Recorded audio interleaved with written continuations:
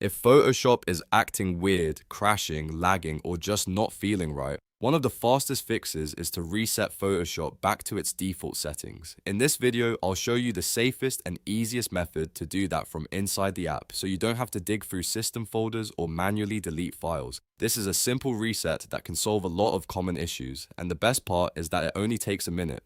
If this video helps, please hit like and subscribe for more quick Photoshop tutorials.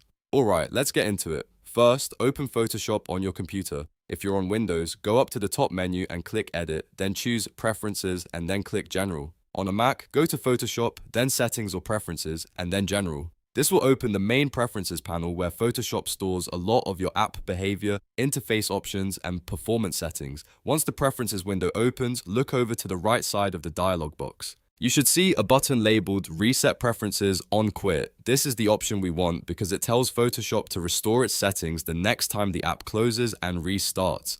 Click that button once to select it. After that, a warning pop-up will appear asking if you are sure you want to reset preferences when you quit Photoshop.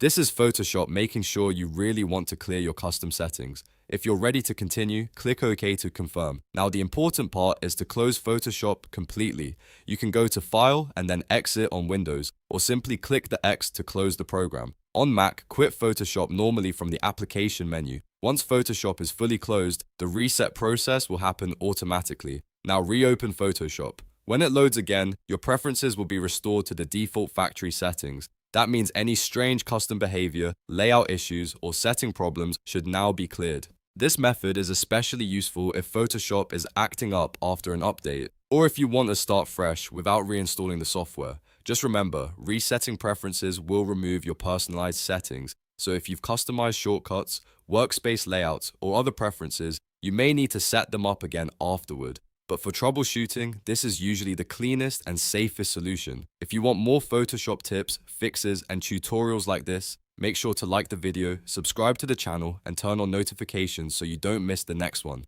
Thanks for watching, and I'll see you in the next tutorial.